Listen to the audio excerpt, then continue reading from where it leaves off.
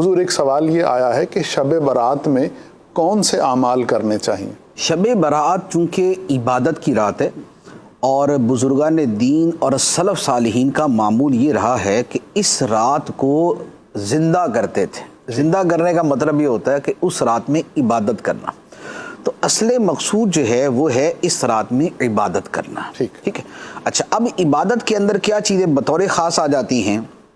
ان میں نمبر ایک تو آتا ہے کہ اس رات نوافل پڑھے جائیں۔ ٹھیک ہے، نوافل کے مختلف طریقے بھی مذکور ہوتے ہیں، لیکن وہ طریقے کبھی بھی ضروری نہیں ہوتے۔ نفلی طریقے اگر مذکور بھی ہوں تو درجۂ مستحب تک ہوتے ہیں۔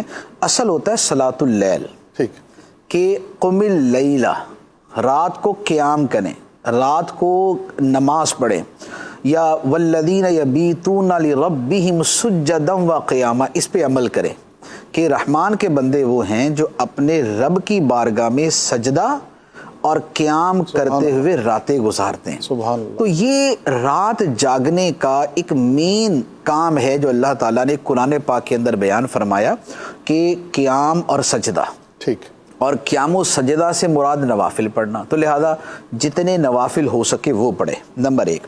نمبر دو یہ ہے کہ بطور خاص صلاۃ التسبیح، ٹھیک، کیونکہ صلاۃ التسبیح کی جو فضیلت ہے وہ بہت زیادہ ہے۔ فرمایا کہ اگر تو یہ پڑھے گا تو اللہ تعالیٰ تیرے اگلے پچھلے چھوٹے بڑے ظاہری باطنی سارے گناہ معاف کر دے گا۔ سبحان اللہ۔ تو صلاۃ التسبیح پڑھی جائے، یہ بہت عظیم چیز ہے۔ تیسرے نمبر پہ یہ ہوتا ہے کہ کلمہ طیبہ لا الہ الا اللہ، اس کا ورد وظیفہ ضرور کیا جائے، اس کی تسبیح ضرور کی جائے۔ وجہ یہ ہے کہ یہ افضل الاذکار ہے، یہ سب سے افضل ذکر ہے، تو اس کا کچھ نہ کچھ حصہ اور پورشن ضرور ہونا چاہیے۔ چوتھے نمبر پہ اللہ تعالیٰ کو اپنی تسبیح اور حمد بہت پسند ہے۔ تسبیح اور حمد یہ کی جائے، سبحان اللہ و بحمدہ، اتنا بھی کافی ہے، سبحان اللہ الحمدللہ، اتنا بھی کافی ہے، سبحان اللہ و بحمدہ سبحان اللہ العظیم، یہ بھی بہت عظیم ہے۔ پانچویں نمبر پہ درود پاک پڑھنا، یہ بڑی عظیم چیز ہے کہ نبی کریم صلی اللہ تعالیٰ علیہ وآلہ وسلم جو ہمارے محسن اعظم ہے، رسول اعظم ہیں، ان کی ذات ببرکات پہ رحمت کی دعا کی جائے، تو وہاں کے لیے رحمت کی دعا کریں گے تو کئی گناہ ہو کر واپس ملے گی، تو یہ کیا جائے۔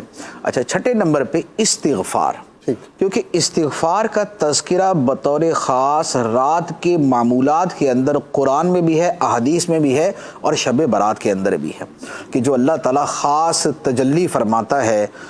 ویسے تو ہر رات آدھی رات کو نزول فرمانے کا تذکرہ ہے، لیکن شب برات کی تخصیص کے ساتھ جو بیان کیا، خصوصیت کے ساتھ جو بیان کیا، تو اس کا مطلب یہ ہوا کہ یہاں پر جو خدا کی رحمتوں کا نزول ہے اور جو خدا کی تجلیات کا ورود ہے وہ اور ہی رنگ کا ہے، وہ اور ہی انداز کا ہے۔ تو اور وہاں پر اس میں مذکور ہے کہ ہے کوئی مغفرت مانگنے والا، استغفار کرنے والا، کہ میں اسے بخش دوں۔ تو لہذا مغفرت کی دعا، رزق کی دعا، معافی کی دعا، عافیت کی دعا، یہ دعائیں وہ ہیں کہ جن کا تذکرہ حدیث میں موجود ہے۔ تو مغفرت کی، عافیت کی، رزق کی، معافی کی، یہ دعائیں مانگی جائیں۔ سبحان اللہ۔ اور اس کے ساتھ پھر ایک بہت افضل ذکر وہ تلاوت قرآن ہوتا ہے۔ قرآن پاک کا پڑھنا جو ہے یہ نہایت عظیم عبادت ہے، نہایت عظیم عمل ہے، یہ کیا جائے۔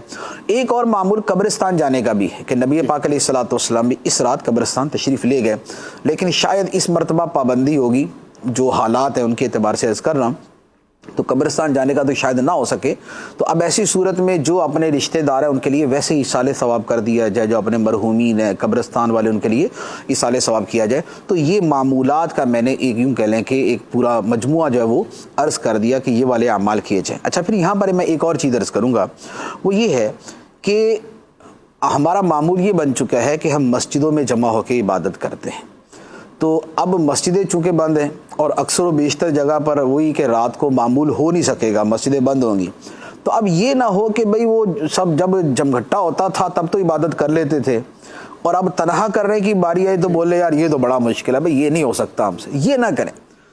مسجد میں جا کے عبادت کرتے تھے، اور اب مسجد میں جانا مشکل ہے، نہیں جا سکتے، تو گھر پر وہ سارے معمولات پورے کریں۔ گھر کے اندر جو ہے وہ عشاء کے بعد آپ بیٹھ کے اپنے سارے معمولات باری باری کرتے جائیں، تھوڑی سی چہل قدمی کر لی، اگلا معمول کر لیا، پھر چہل قدمی کر لی، اگلا معمول کر لیا۔ شب بیداری جو ہے یہ ضرور کی جائے، عبادت ضرور کی جائے۔